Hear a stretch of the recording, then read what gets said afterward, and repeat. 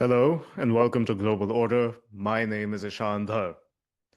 To close off this year, we're going to be discussing a rather important book, India Reborn, the epic story of a civilization's rebound from 2 centuries of decline, by the economist and historian Prasenjit K. Basu. The book is quite important, and I encourage all young Indians to read it.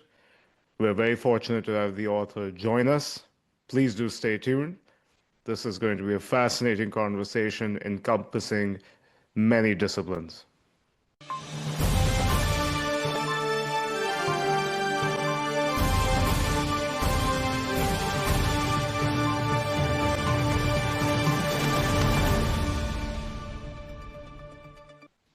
Mr. Basu, thank you very much for joining us here at Global Order.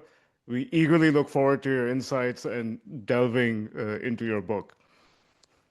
It's a pleasure to be talking to you, Ishan. I look forward to the discussion. Mr. Basu, before we get into some of the history that your book goes into, which is very meticulously researched, I think we should get into some of the terminology because a lot of these terms and phrases are bandied about and people don't understand them. You drop the argument that India is a civilizational state and we're rebounding as a civilizational state.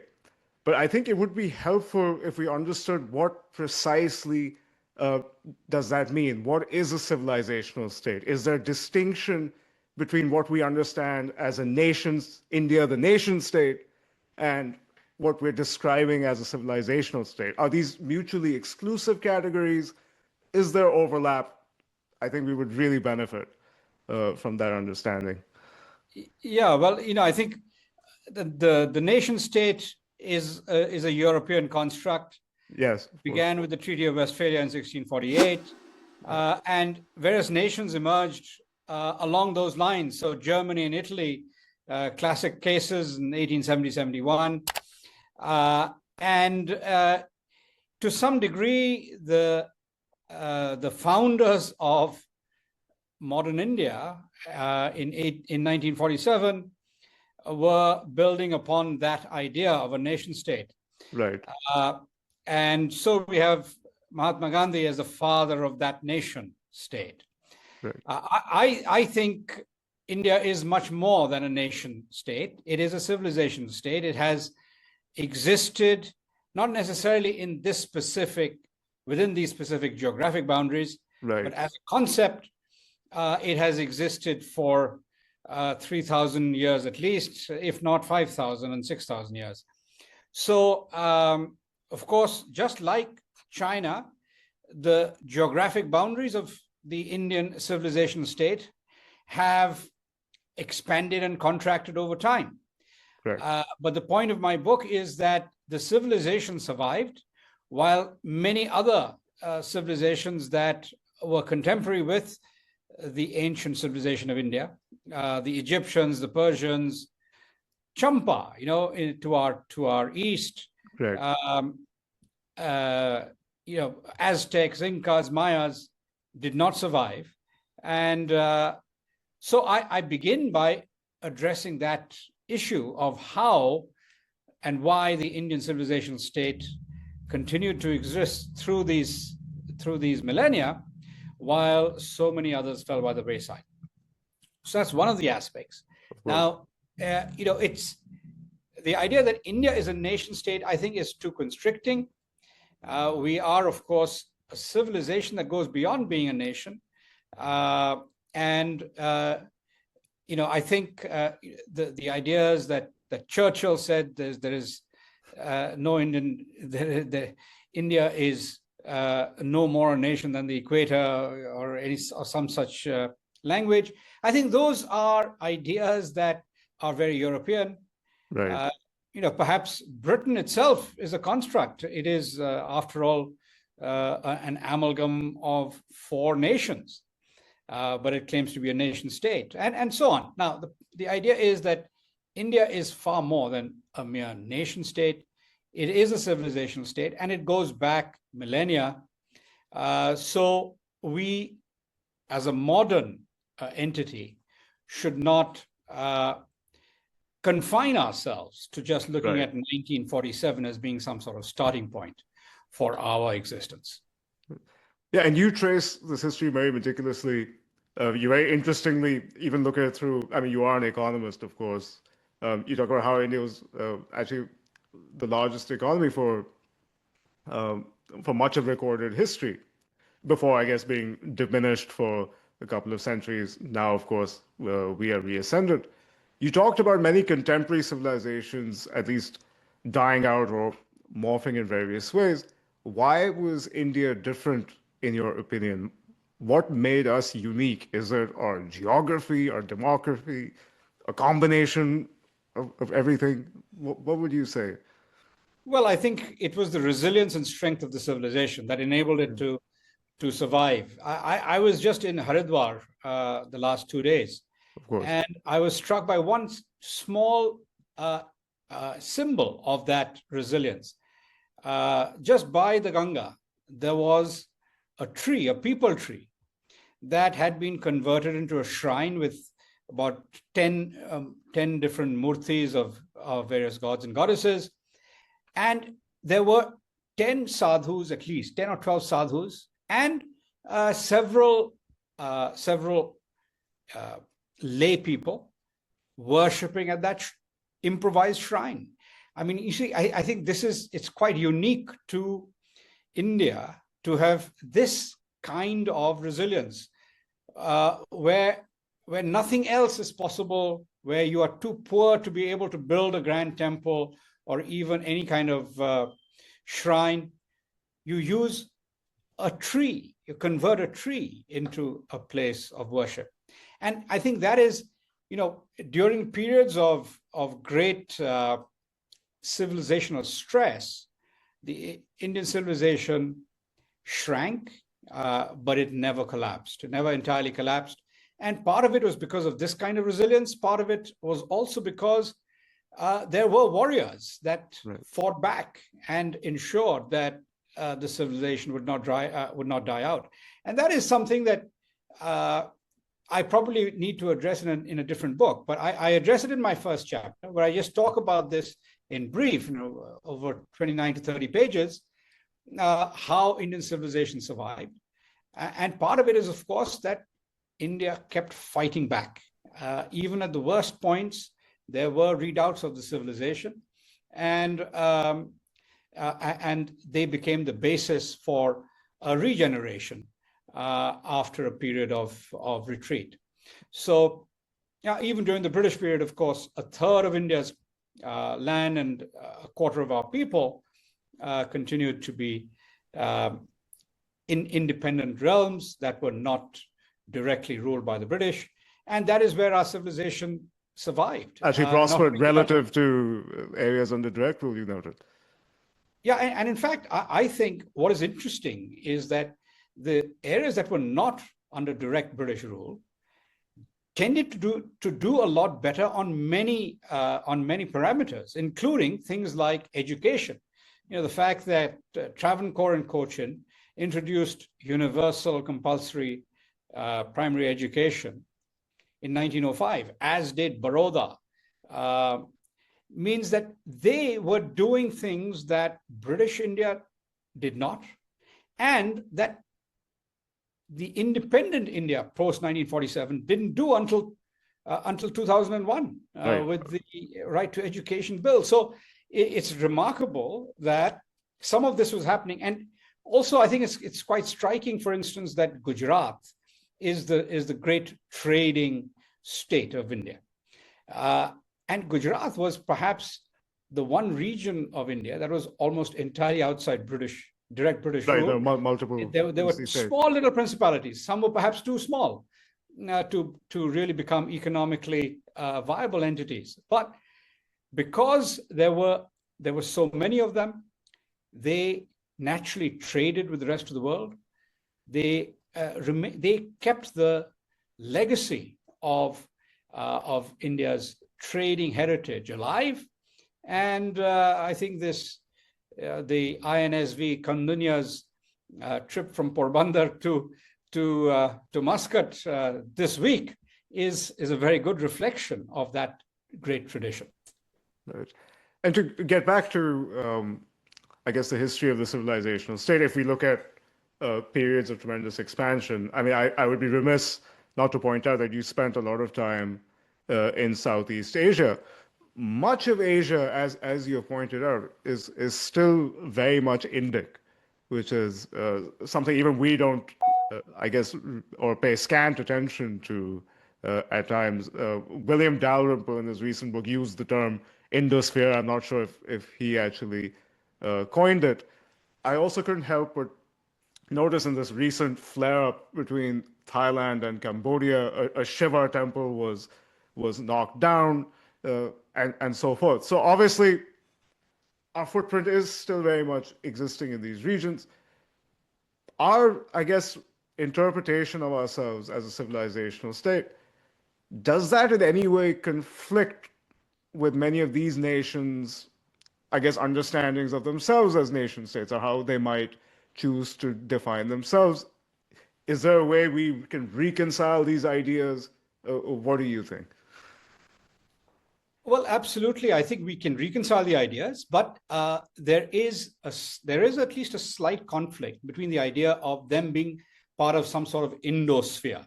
This was specifically the sort of language used by many historians of India about 100, 150 years ago. R.C. Majumdar, Jyotirnath Sarkar, particularly R.C. Majumdar, wrote quite extensively about this greater India. Right. And a French historian called Quedes called it, basically the sphere of Indian cultural influence. So there's no doubt that it was Indic. But the way, say, the Cambodians, the Javanese interpret it is that they think of the Ramayana and Mahabharata as being their stories too. Right. It is very much part of their heritage. It is part of something that they consider to be their own. So we needn't necessarily call it a greater India. Right. When Mao met Nixon, he talked about how Nehru wanted to basically have the whole of Asia under Indian control, which is nonsense. But that was something that he picked up, his interpretation of glimpses of world history, which was again based on ideas developed by the great historians of the time, like R.C. Majumdar. So I don't think we necessarily should be talking about it as greater India, but it was certainly an area of Indic influence. And Indic influence extended both west and east. The eastern side is better known now, but you have the likes of the Yazidi, who have many Indic aspects to their religious beliefs. And the Mitanni and the Hittites about 1500 BC had a treaty that was inked in the name of Vedic gods, Indra, Varuna, etc. So our civilization influenced a large part of the world. And my interpretation of it is that since we were the largest economy and the largest trading power, we naturally had a lot of influence. But unlike the Western exclusionary approach to colonization and imperialism, India's approach was much more benign. India's civilizational role has been to leave an imprint without using war as the basis for that imprint. The only known example of war being used to extend Indic influence is the Chola invasion of what was Srivijaya, the Buddhist kingdom of Srivijaya, in 1025. Now, that was an invited invasion. It was invited by the Angkor and Majapahit Hindu empires, which felt threatened by Srivijaya's expansion. And so the Cholas invaded. But with that exception, there are no known examples of invasions by Indic civilizational forces. It was much more a friendly way in which the cultural civilizational imprint took root in those parts of the world. Right, especially through maritime trade, which you talk about. Yes, maritime trade was huge. It was a very big influence throughout history, and we can see that in places like Mesopotamia and ancient Egypt, as well as in ancient Greece and Rome. Right. So there's ample examples of that, and so the idea that India begins in 1947 is really constricting. Yes. And we need to understand the depth and breadth of India's influence throughout history.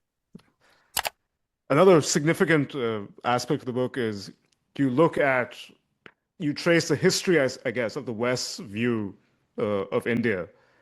Yeah. At one point, you have this amazing quote by Will Durant, which talks about Indian contributions to the world, and India is compared to a maternal figure. That's right. Which is, of course, I would say accurate and quite a rare acknowledgement, I guess, from somebody of that background. But you also trace the history of, I guess, with Britain's colonial project in India, the dismissal of Indian contributions to science and mathematics and so forth.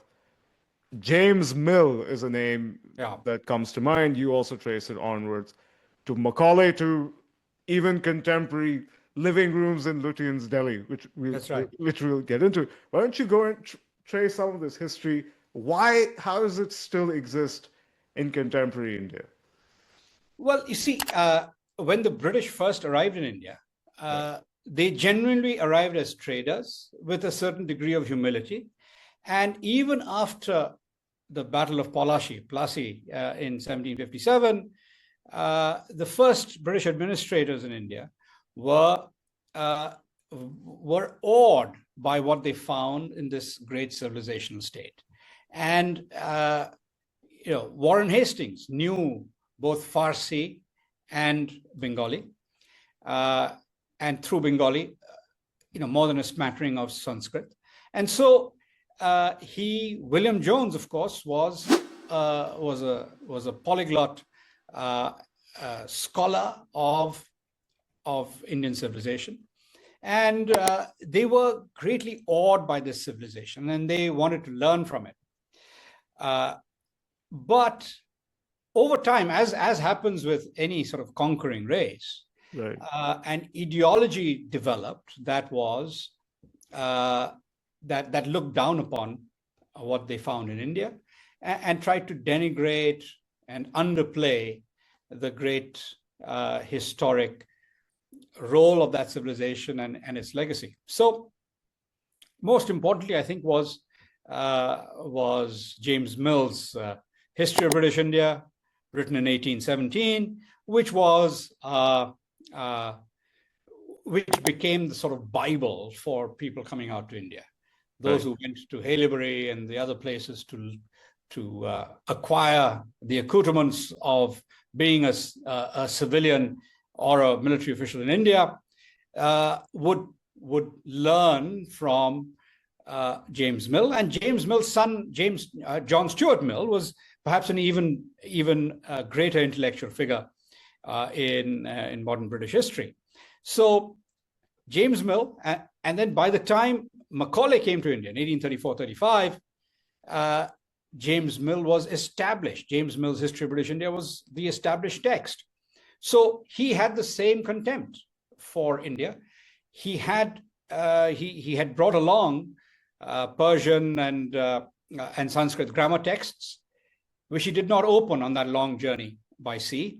Instead, he basically read Dante and various other Western classics, Western canons, the classics of the Western canon. And so that is what he focused on. And therefore, when he arrived in India, the fact that some in India were clamoring for the replacement of Sanskrit and Farsi as the languages of instruction in India's schools and colleges with English was fertile ground for him, for Macaulay, and he quickly went on with that famous minute and so on. Now, the idea was to create a class that would be English in morals and tastes and so on, and it would be an intermediate group mediating between the English ruling class and the Indian masses, and was never intended to be much more than a small veneer. Right. And we are, of course, you and I are representatives of that veneer. We speak English perhaps better than the English themselves, but we also have imbibed the colonial mentality. The idea is that many of us were taught to think of India's past as being worthless. Right. And unfortunately, there's a very significant proportion of the Lutyens elite, the sort of the elite that lives in the bungalows left behind by Edwin Lutyens in New Delhi, that have imbibed that way of thinking. Right. And look down upon everything to do with India's past. So Vedic mathematics is immediately denigrated as being an absurd notion. Whereas, of course, it had a huge influence on the modern world. Of course. Aryabhat, Brahmagupta, Varahamihira, that whole flourishing of science, mathematics, as well as things like theater. Kalidas lived around the same time, and so did Vatsyayana, writing the Kama Sutra. So you had this incredible flowering of all sorts of thought in the Gupta period in particular, but also in succeeding periods that we know of. Harsha was visited by Xuanzang, but before that, Fashian came to the Guptas. And long before that, in fact, Megasthenes, when Megasthenes came to Chandragupta Maurya's court 2,300 years ago, he was astonished by the India he found, and he described it in eloquent, perhaps grandiloquent terms. And we should not be dismissing those descriptions as merely because perhaps some of it was slightly exaggerated. We should not dismiss that past. Now, one aspect of that past also, to segue into modern economics, all through history, we were the clothier to the world. We produced the cloth and clothes that the world loved. And the only time we haven't been clothiers to the world, or the primary clothiers to the world, is since 1947, bizarrely. And then, of course, for about, I'd say, about 100 years, from about 1830 to about the First World War. By the First World War, Indian textiles and garments had again emerged as a significant force. It was based on the modern Western methods of production. Right. But the British Industrial Revolution was made possible by banning banning imports of cloth from India 50 years before the Industrial Revolution actually took root. So they required 50 years to import substitute. And even that import substitution was not that successful, because as late as 1813, there was still an 81% tariff on Indian textiles coming into the UK. So even with the new mill-made cloth, Indian cloth was more competitive as late as 50 years after the Industrial Revolution had begun. And so that was the enormous legacy. And apart from that, we had shipbuilding, we had steel, we had a whole lot of industry. And my argument is that the reason why Britain had the Industrial Revolution rather than Spain or Portugal, right, is that Spain and Portugal, in the regions that they conquered, mainly Latin America, so Brazil and the rest of Latin America, Brazil for Portugal, the rest for Spain, right. they found gold and silver in abundant amounts. And they brought that back in. So they had a form of what is today called Dutch disease. They brought back a lot of gold and silver, and that reduced their ability to produce anything else. Whereas, that caused their local currencies to appreciate relative to others. But they never industrialized they to that degree. destroyed their industrial. Whereas in India, what the British found was industry. So they import substituted that and became the first industrial power because they came to an industrial nation. They import substituted and became the first industrial power. And then, there's a very interesting little story of how the first great famine in Bengal, the famine of 1770 to 1773, resulted in the American Revolution. The American Revolution was partly a consequence of the fact that there was a severe recession, or you could say even a depression, in the English Empire, the British Empire, because the revenue coming from India had collapsed. So gold coming in from India collapsed, and that caused a shrinkage in the currency. And since the currency was linked to gold, a rapid shrinkage in the currency meant that the king was running out of revenue, and there was a severe recession. So he imposed new taxes on things like tea. So the Boston Tea Party did not use Indian tea, by the way, because it was still mainly Chinese tea. Right. Indian tea only started around the 1830s. But the Boston Tea Party was in response to the tax on tea that had been imposed to offset the loss of revenue from British Bengal. So once again, it's the economy, stupid. It's the economy always, yes. Indeed. So to get into another very interesting anecdote you bring up in the book, which is the emblematic of another big theme. You talk about when a time Nelson Mandela visited India and was asked many questions about how perhaps the likes of Mahatma Gandhi and others may have influenced their struggle for equal rights in South Africa, and he quietly reminded them of how they were also inspired by the likes of Subhash Chandra Bose and some other revolutionaries who, in fact, participated in an armed struggle in India. You look into this contribution extensively, even link it to how Britain lost its paramountcy in Asia as a result. Why do you think this significant aspect of our history, and not that long ago, it's so understudied and not really, I guess, if not to use the word celebrated, acknowledged perhaps as it should be, until, I guess, very recent times?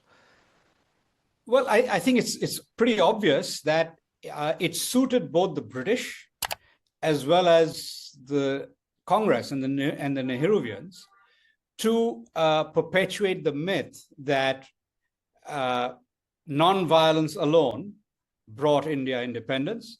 For the British, it fed into their conceit of being devoted to fair play and the rules of law, etc. Right.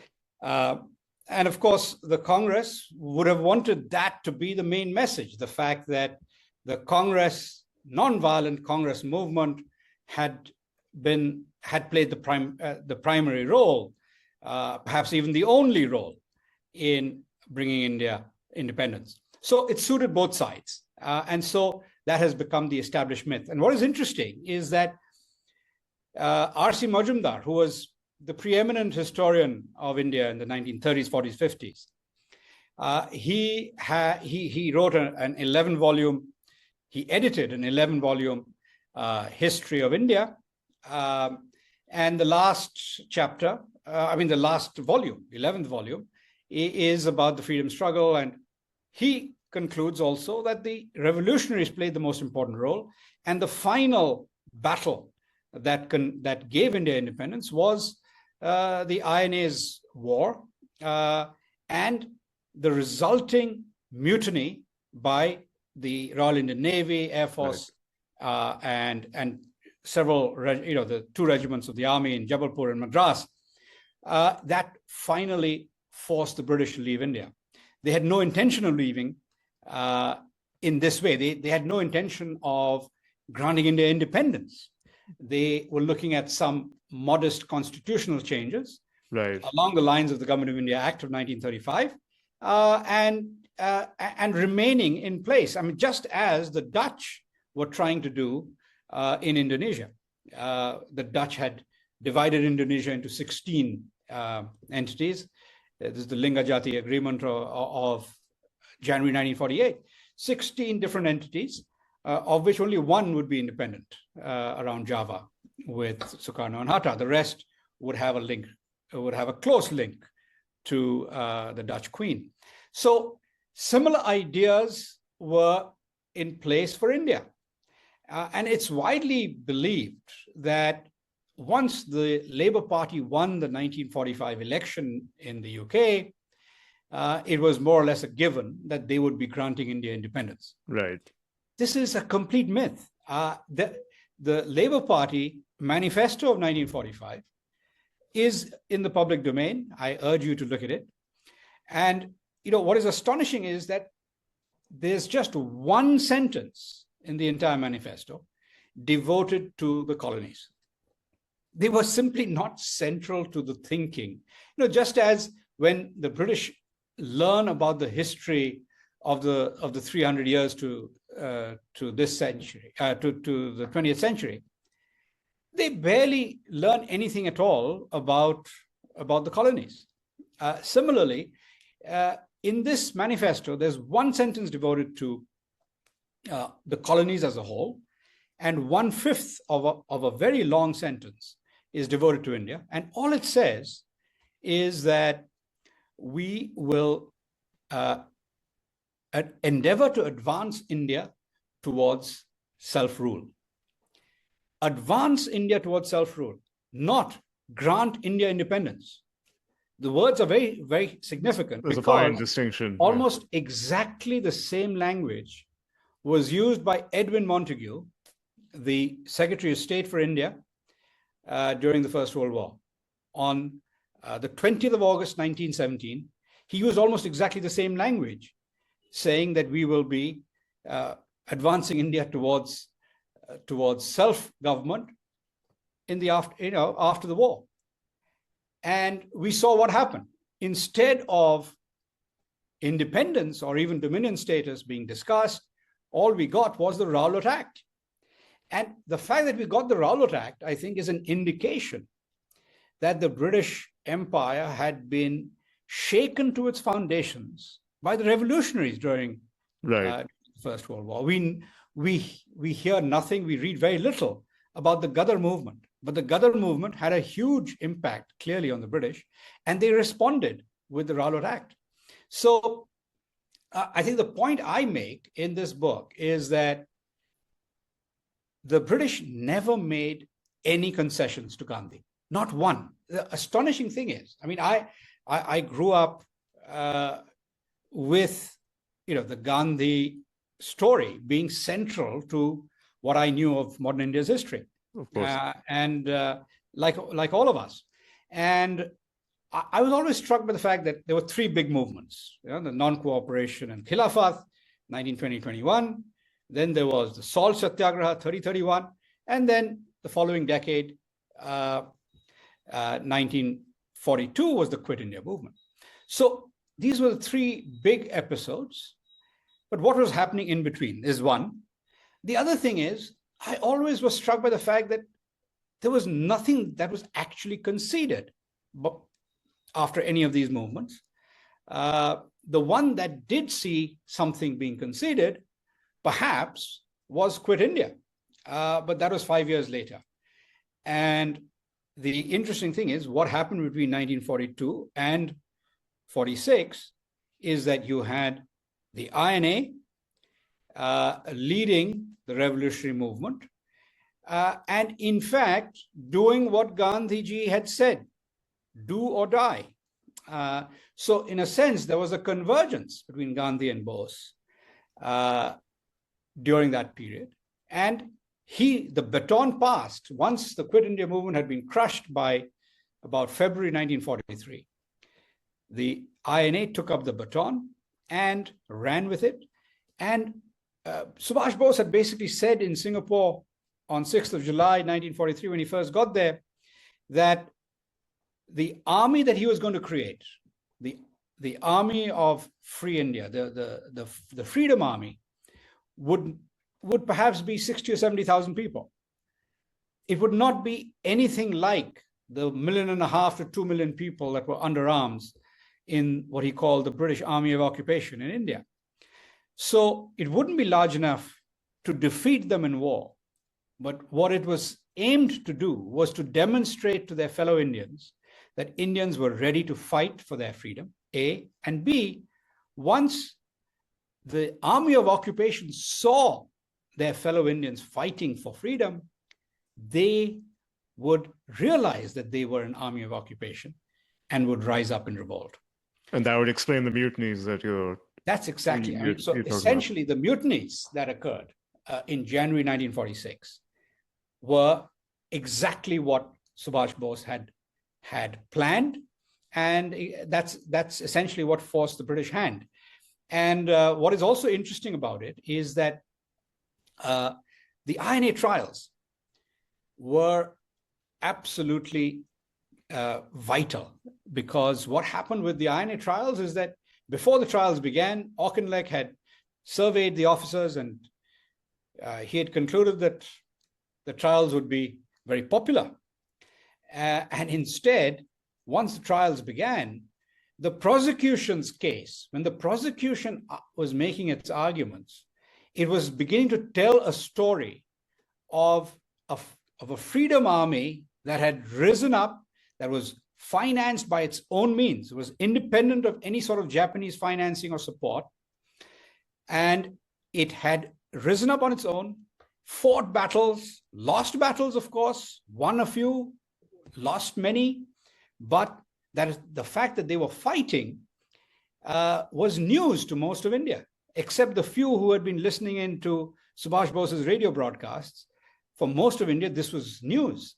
And when this news emerged of a genuine freedom army fighting for India's independence, there was a national upsurge. Such an upsurge that the governor of NWFP, the governor of Punjab, wrote to Wavell saying, it is time to call off the INA trials now, because we're losing the main provinces from which we recruit the Indian army. So if you lose them, then we've lost the empire. So they were acquitted on their sentences of transportation for life were commuted by Auchinleck, and Auchinleck wrote to his fellow officers, in the British officers, explaining why he had done it. He said, they're all nationalists now, and if we were to execute them, there would be a rebellion that would be impossible to subdue.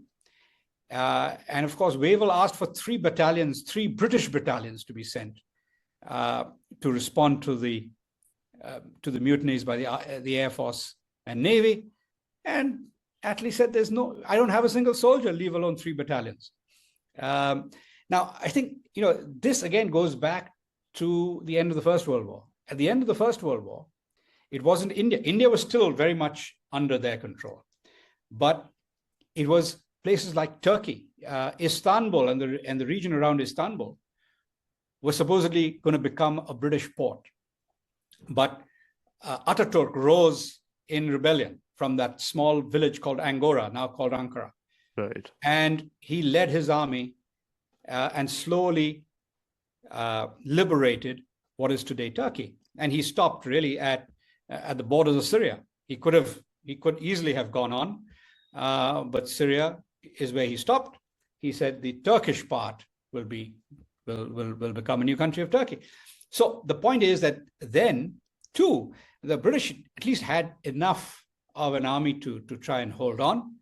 The French, the Italians, the Armenians, the Greeks, they could not hold back the Turks. And this time, again, India, it was the Indian armed forces that rose in rebellion. And once they realized that they were an army of occupation, it was game over for the British. So, and it was only once they lost India that they began to lose the rest of their empire, because India was central. India provided the manpower. They didn't. Yeah, it provided the manpower for every battle. Every battle that the British had fought, from North Africa to China, had been fought by the British Indian Army. So my other point here is that the positive legacy, the only positive legacy of British rule in India was that army.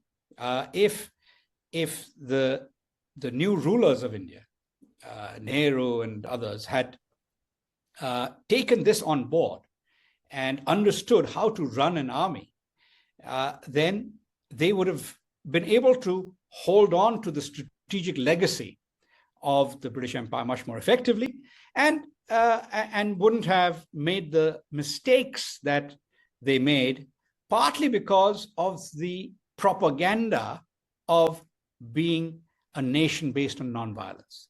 If you are a nation based on nonviolence, why should you have an army? That was the obvious question. And so the military kept being put more and more on the defensive. Its role was somewhat ambivalent. And right from 1950, when China occupied parts of Tibet. Initially, in 1950, they'd only occupied a small part of Eastern Tibet. Yeah. But as they slowly moved in, the interesting thing was, at that time, the Chinese could not really get to Lhasa except via Calcutta. They had to come through India to get to reach Lhasa, because there had been a 40-year period of complete Tibetan independence. And in fact, I look back in history and you'll find that no Han Chinese dynasty ever had any links to Tibet. Tibet's links to China were only via non-Chinese dynasties. So the Manchu and the Mongol, these were the two Buddhist dynasties that ruled. That's true. Both of them were Tibetan Buddhists and patronized. Yeah, so they patronized. They had a so-called priest-patron relationship with Tibet, and they looked up to Tibet, the Manchus as well as the Mongols, and they looked down upon Chinese. Okay. So it is ironic that now modern communist China looks to the Manchu period as being the basis for ruling Tibet, what they call Outer Tibet. Now, Outer Tibet has never been part of China. Okay. So it was incumbent upon India at that point to defend Tibet, because we had 3 armed consulates in Tibet. Right. There were about more than 200 troops at each of these 3 consulates. And so if anybody was to defend Tibet, it should have been us. We did not. And, that was the beginning of the rot that set in the relationship between India and China, that persists to this day. The fact that China is even now attempting to claim Arunachal Pradesh as being South Tibet. It's a ludicrous claim. Similarly, they want to claim Ladakh. Now, what is interesting is that there is an area called Minsar on the slopes of Mount Kailash, right, in Tibet, which, according to the Indian Constitution, is part of India because it was part of Ladakh. It was given, one ancient, a conflict between Tibet and Ladakh occurred in the 1640s, as a result of which some territorial changes occurred. But Minsar which was on the bank, on the slopes of Mount Kailash, remained a Ladakhi entity. So India inherited that, but rather quietly in 1953, India has ceased claiming it. So no country can give up its national territory without going through some major legislative changes. So the reason why we still include Gilgit-Baltistan and Aksai Chin in our maps is because constitutionally they are part of India. They acceded to India when Jammu and Kashmir acceded. And so they are formally part of India, although we lost control of Gilgit-Baltistan by the 1st of November 1947. And we haven't had any control of it since then. Yeah. And of course, there's the perfidy of a British officer. Yes. That's involved. But Bacon, yeah. That's a bit of a tangent. You do get into the failure of the Nehruvian model. It's quite an extensive laundry list, very, very well researched. But since you brought up Tibet and what happened in Ladakh, you do describe this horrific incident where B.N. Malik, at that time, head of intelligence, comes to the Prime Minister, says, we have lost apparently 80,000 square kilometers of territory in Ladakh in 1953, maybe. Yeah. And this was swept under the rug for a while until there was a greater reckoning to come. What do you attribute to, I guess, the strategic naivete, your words, when it came to the Prime Minister on certain of these issues? I mean, other scholars have looked into this as well. There were warnings from Sardar Patel about China. There were even others in India's foreign policy establishment that were ringing the alarm bells about what was happening in Tibet. I believe K.M. Panikkar, who was Nehru's representative to the Chinese, was sort of notorious for misinformation, perhaps being a fellow traveler as far as communism went. But what would you attribute to this strategic naivete? Because it does befuddle the mind when one reads about all of this. Yeah, you see, I mean, Nehru, if you read Glimpses of World History, he understood history really well. He understood the play of nations. He understood what it was to run a nation. And yet, when it came to his own policies, he turned out to be rather naive.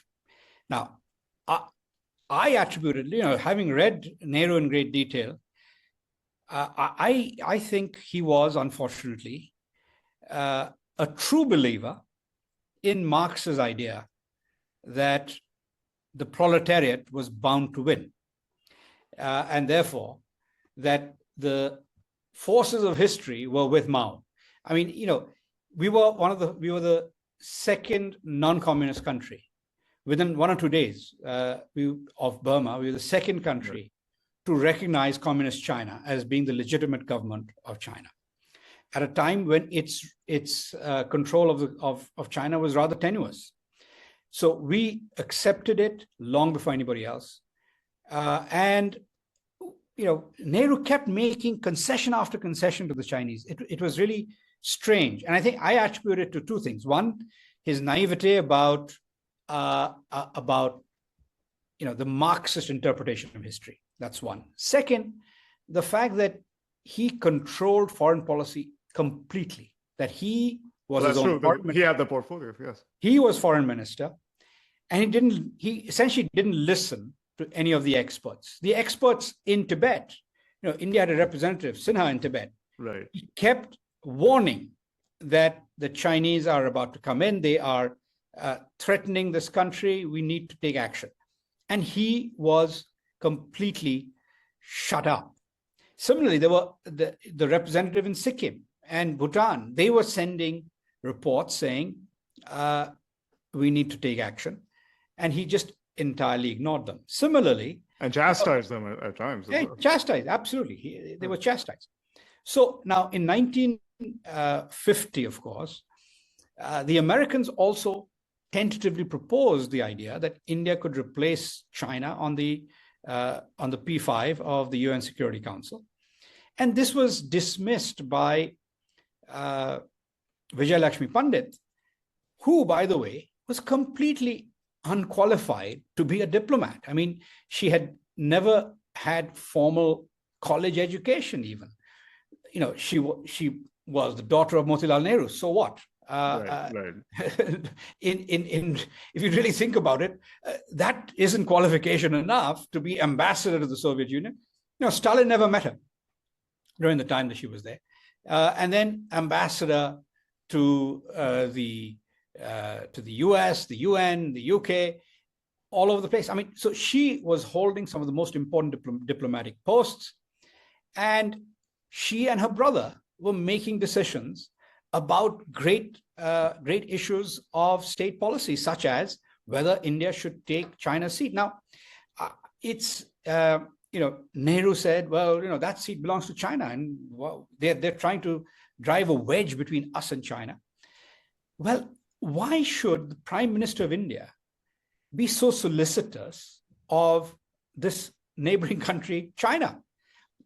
Surely, which is already being hostile. I mean, which is absolutely hostile to his person as well. From day one, he was being, and I'm sure he knew of how he was being berated in the press constantly as an imperialist lackey, and yet perhaps because he was, he felt somewhat guilty, or he felt that perhaps he felt there was an element of truth because he was a true Marxist believer. Now, that, to my mind, there's no other explanation that makes any sense. The fact that he probably was, if you read glimpses of world history, there's a Marxist dialectic to his interpretation. Very, very mild. But it's about as mild as Eric Hobsbawm. If you read Eric Hobsbawm, he seems fairly objective in his description of history, but there is an element, there's an underpinning of Marxist thinking to everything he says, and that's, I think, rather similar to the way Nehru interpreted history, and therefore it unfortunately colored the way he undertook foreign policy. And there's also, I don't know if naivete is the right word, but I mean, you described some horrific details that I guess are glossed over today. I mean, even economically, of course. I mean, economically it's not glossed over, but for instance, you talk about India agreeing to settle Britain's wartime debts, and that includes, even paying the pensions of former colonial administrators, and so forth. If one were to indulge the oppressor-oppressed binary for a moment, how is that even? It's ridiculous. And when we look at the rhetoric about India being a post-colonial state at that time, and so forth, this is completely contradictory. Absolutely. And how does something like that happen? Yeah, I mean, it is astounding. It is astounding when you find that the amount that Britain owed to the United States. We read about this a lot. Lend-lease. The lend-lease debt that was owed by Britain to the United States was $4.4 billion at that time, which is a humongous amount now in today's money. But anyway, at that time it was 4.4 billion. What Britain owed India from wartime debts. Now, the wartime debts, basically, they were taking things from India and not paying. Right. And they were just acquiring, India was acquiring an IOU for future payment. So that amount, the so-called sterling liabilities, or the debt that Britain owed India, was worth $5.4 billion, more than what Britain owed the United States. So we hear so much about lend-lease, we hear nothing about the liabilities to the debt to India. And the debt, I calculate that the debt was equivalent to about 19% of India's GDP at the time in 1947. So it was 19% of India's GDP, a very substantial amount. Of course. Had that been properly repaid, yeah, it's a nation building amount. Yeah. If it had been fully acknowledged and made a proper debt owed by the British to India, then it would have made a big difference to the economic trajectory of India in the early years. Now, I point out, for instance, that the amount that Britain owed to Argentina. In Argentina, the assets that the British owned in Argentina were essentially transferred back to Argentina as payment of that debt. So Britain owned a lot of assets in India. For instance, all the tea and jute companies were British owned, of course. We could have used that amount to, the British could have paid off that by transferring ownership of the leading tea and jute companies in the world to India. That would have been one form. It would have probably paid back only a small portion of it.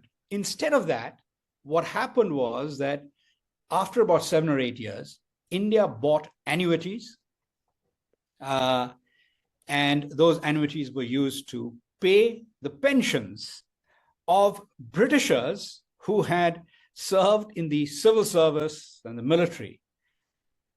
Surely India should not have been paying the pensions of Britishers. The British state owed it to their own people because they were serving the British interest. Right. So we paid the pensions for a few decades into the future of those who had served the British Empire in India. At the same time, we did not pay any pensions to the INA veterans on their families, those who had died fighting for the INA, as well as those who managed to survive, but who had fought on behalf of the INA for India's freedom.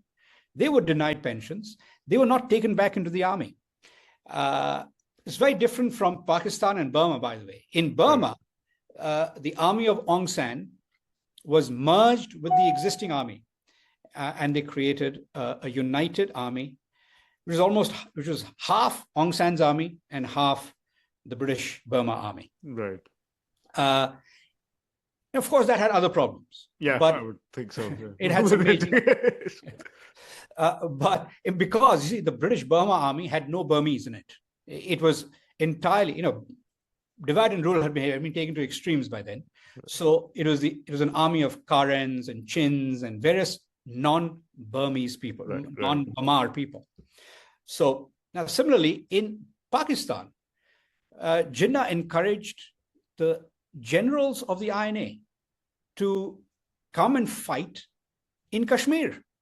So in Kashmir, Habibur Rahman, the man who was with Subhash Bose when he was on his supposed last known flight, which is supposed to have crashed in Taipei but never did.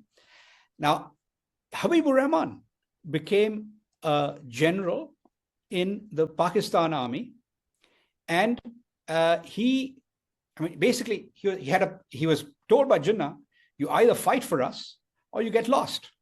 If you want to retain your lands, etc., which are in Bhimber, in an area in the Jammu district, right, then you better fight for us. So he did. Kiani, the one of the top generals of the INA, became the administrator of Gilgit because he had fought on behalf. He had been forced to fight. They were among the most trained officers around, and their soldiers. And they also commanded the loyalty of the INA troops. And so they fought. We don't know about this part of the story that much, but it is an important part of the story. To me, yeah. So in India's case, the INA veterans were completely shut out.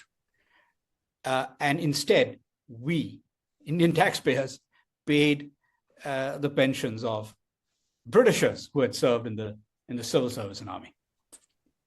And speaking of the INA and the legacy of Subhash Chandra Bose, there's an interesting little nugget that you also bring out was that despite all this rhetoric as well, Nehru also secretly continued to collaborate with the British for an extensive period of time, particularly with the MI6, but there was also extensive surveillance of Subhash Bose's family for many years. What do you think, to what end did that serve? Well, it is truly bizarre. Until 1968, there's evidence that until 1968, 21 years after independence, the family of Subhash Bose was still being extensively surveilled. And, this, of course, some of this evidence only came out over the last 10 or 15 years. But the fact that it happened is astounding. It perhaps reflects the fact that Nehru wasn't sure that Bose had died in that plane crash. Okay. Gandhiji never believed it. The American, there's some evidence that the American CIA also was worried that after Nehru's passing, perhaps in 1964, Bose might reemerge. I mean, it's astonishing to even think. But this is similar actually to Nana Sahib. If you look at sightings of Nana Sahib, now after 1857-58, as late as 30 years later, the British would be in uproar when any evidence may have emerged or rumors of Nana Sahib having resurfaced. So just like Nana Sahib, Bose was a figure of hatred among the British and one of fear. So we don't know for sure what happened to Bose. Was he there was no plane crash. As you say, Ma Ying-jeou, who was then the mayor of Taipei at the time that the Mukherjee Commission sought information from him, he wrote saying that there was no evidence of any plane crash at that airport between 15th August 1945 and 3 months later. So that is known. Now, therefore, the whole idea of a plane crash having killed him at that particular airport is hogwash. But I don't see, I don't know what happened to Subhash Bose. I don't think anybody has yet proven with complete certainty what happened to him. And so that is an unfortunate mystery that we need to deal with, just as we need to deal with the mystery of Lal Bahadur Shastri's death in Kashmir. Right. 9 hours after he had supposedly signed a treaty that he had opposed right, until a few hours earlier. So these are some of the strange quirks that only a nation like ours can allow. I mean, how can we allow these mysteries to persist to go unanswered decade after decade? And coming to another interesting point that you raised when you looked into the era associated with Indira Gandhi, you said the marriage between political parties and criminality occurred at this time with the banning of, I guess, corporate contributions to political parties. Could you trace how this came about and where do things stand today? I think things have taken a terrible course over that time. But in particular, what happened in the 1970s with the banning of corporate contributions was an increasing nexus between criminality and politics, particularly the politics of the Congress Party. Right. And that hasn't entirely been broken. And I think to a large extent, it has become the form of funding for most political parties. Right. So I think that we need a moral regeneration. To some degree, I argue that Modi has attempted this moral regeneration right, during the past 12 years. But I think it needs to go further. So even with Modi and the BJP in the last election, I think they lost a lot of their moral case by letting in the likes of the NCP and Chavan, Right. the son of S.B. Chavan, who was also chief minister himself. Now, these are people known to be of dubious character and so on, and dubious with their record on corruption. So I think those sorts of, what is interesting is that the Indian electorate somehow manages to make decisions that punish things like this. Right. The fact that the BJP, I think there are, I go into a lot of different reasons why the BJP suffered a setback in the 2024 election, but one of them surely is the loss of moral authority from letting in the likes of Ashok Chavan and Pawar, the nephew of Sharad Pawar, into the NDA. Right. So my argument is that morality needs to be embedded in the nation state. It's very important, just as Shintoism is the basis for morality in Japan, right. Anglicanism is the basis for morality in Britain. The faith of the majority has to be the basis of morality in our country as well. And so, the Mahabharata and Ramayana was central to the education system that pervaded India's villages. Monroe in the 1820s, who was the governor of Madras, British Madras, he commissioned a major study, and he found that the quality of education in the pathshalas and madrasas of the Madras province was superior to what prevailed in Britain at that same time. And it was, of course, heavily based on moralistic teaching. So things like the Mahabharata and Ramayana were central. The Bhagavad Gita. So I was never formally taught the Ramayana and Mahabharata throughout my school years, but most of us picked it up through Amar Chitra Katha. Correct. So, and my children too. My children, even though they have grown up, my eldest daughter grew up in Singapore throughout her, from birth to adulthood, but she's read enough Amar Chitra Katha to know the Ramayana and Mahabharata inside out. Now, that is a roundabout way of doing it. But I think if we can embed morality in our education system through the use of our great itihasas, there's nothing better than that. That is essentially the way it is done, even in places like Indonesia, to some degree. Cambodia. If you go to the National Palace in Cambodia, Royal Palace in Cambodia, you have all the walls filled with murals from the Ramayana. Same thing in the Wats of Thailand today. So they are, so silently there's a morality that is being embedded into the civilization there. But in our own civilization state, somehow it has been considered to be non-secular to teach the Ramayana, Mahabharata, and Bhagavad Gita in our schools. They are just moral teachings and need to be the basis of a regenerated moral republic. And in your final chapter, when you assess, I guess, the trajectory of this government, you've made the compelling case that India has indeed arrived as a great power. But what next? Do you feel that we are standing at an inflection point of sorts?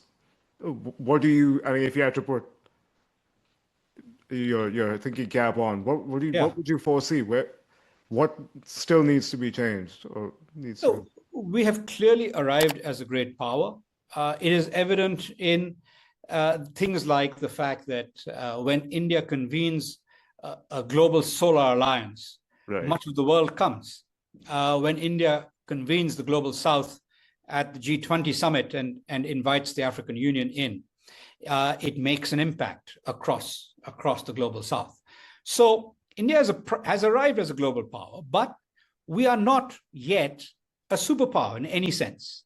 We are, the distance between us and the two major powers in the world today, the United States and China, is still huge. In economic, military, in any other terms, the distance between us and them is large.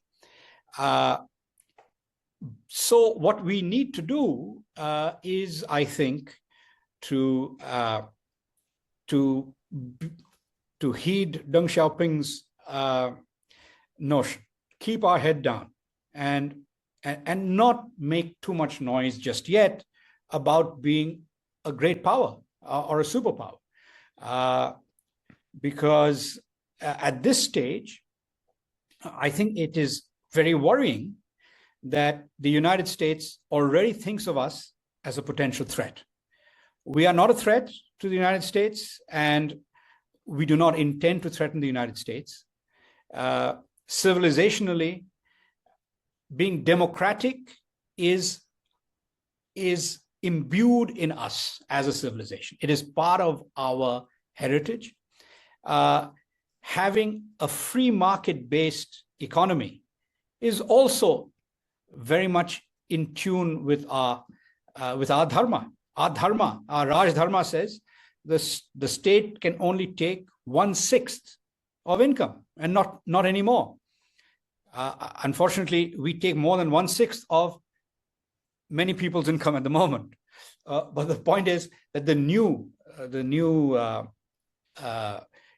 manufacturing units in India are charged a 17% tax. So that is in tune with Raj Dharma. We need Raj Dharma more broadly established. But the point about that is that we are more closely aligned to the West through our civilizational heritage than we are to a communist regime like China's. Now, there should be no doubt about the fact that China is a communist regime. It has adopted, through Deng Xiaoping's time, certainly under Deng Xiaoping's leadership, and I'd say that for about from the entire period from 1979 to about 2009 or so, it was following Deng's path, which basically was capitalist. It was capitalist without the Communist Party relinquishing control of the polity in any sense. Right. Military, the military in China is not a Chinese military. It is called the People's Liberation Army. It belongs to, it is owned by the party, Chinese Communist Party. Right. So it is basically a pirate army in a sense. If you think about it, the pirates are in control since 1949, but it is a pirate army. Now we are naturally aligned with the West, and the West should not think of us as a threat. Now, I think as we go forward over the next decade or so, we need to be able to induce our diaspora to come back to India. What enabled China to succeed, Deng's China to succeed, was essentially that he established these special economic zones where he invited diasporic Chinese to come and invest in the regions from which they had left China. So the Cantonese were invited into Zhuhai and Guangzhou. Right. The Hokkien speakers were invited to come to Fujian province. And similarly, the Shanghainese were invited to come to Shanghai. So he invited the diaspora back. And I think we need to do something similar, not just them. If you think about Taiwan, Taiwan invited Morris Chang back to establish Taiwan Semiconductor Manufacturing Corporation, TSMC, which is now the world's largest semiconductor player by a long way. And the second largest is UMC, and the second largest foundry player is UMC, also Taiwanese. So Taiwan has a presence in a vital part of the global economy. We need to similarly be able to invite our diaspora back, create a conducive environment for them to succeed in this country.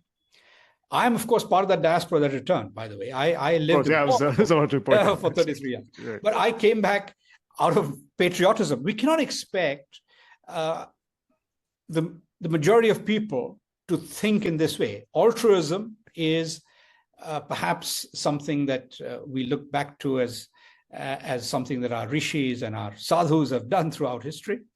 But we cannot expect altruism to be the basis for the vast majority of people. We need to create a conducive environment, just as Deng Xiaoping did. Now, Deng Xiaoping got all these people back. They invested massive amounts. And also, I think the big difference between us and China is that when Mao came along, the corporate elite, the capitalist elite of China, escaped to Hong Kong and Taiwan. And in Taiwan, they reestablished themselves and became world-class in certain areas, chemicals, initially in textiles and garments, and then later in electronics. And Hong Kong, initially they did things like cut flowers and so on. They were, and then textiles, garments, and so on, and eventually finance. So in Taiwan and Hong Kong, China has a ready-made, internationally oriented economic elite. The closest thing that India has to that is the Indians in Silicon Valley. Right. So if Trump continues to make life more and more difficult for them, it'll be incumbent on us to create an environment where they feel that the natural place for them to go is back home to India. So, when Idi Amin threw out, 80,000 Indians from Uganda, right, about 3,000 or 4,000 of them came to India. Most of them, of course, were Sindhis. They all went to the UK and various other places. So one of the results of that diasporic dispersal was Rishi Sunak. Rishi Sunak, of course, became Prime Minister of the UK. Right. He was from that community of East African Indians. Another one is Priti Patel, also a doyen of the Conservative Party in the UK. So now we need to ensure two things. First, that there isn't a backlash against diasporic Indians in places like the UK and the US. They have been, in many senses, an ideal minority. They've been industrious, entrepreneurial, scientifically and technologically able, and they have contributed hugely to their countries. But increasingly in the Trump era, and not just the Trump era, you could say the Farage era, the Le Pen era, so in this modern era, there is a little bit of a backlash against successful non-natives in the Western world, and there's an opportunity for us. That's a huge. I look at this as the biggest opportunity possible to take the crest, to take this wave by its crest, and bring back large parts of the diaspora to India. I refer to the story of Vinod Dham. Vinod Dham started in a semiconductor company in New Delhi in the early 1970s, but eventually he went on to design the Pentium chip for his employer, Intel. So there are brilliant Indian scientists and technologists in places like Intel, AMD, and perhaps even the likes of TSMC. So the idea is to try and induce them to come back, and give them a conducive environment for them to flourish in this country. On that note, Mr. Basu, that was most optimistic, very insightful. Thank you very much for your time. Wishing you a happy new year. Thank you, and all the best to you in the new year as well. Thanks, Ishan. Great conversation.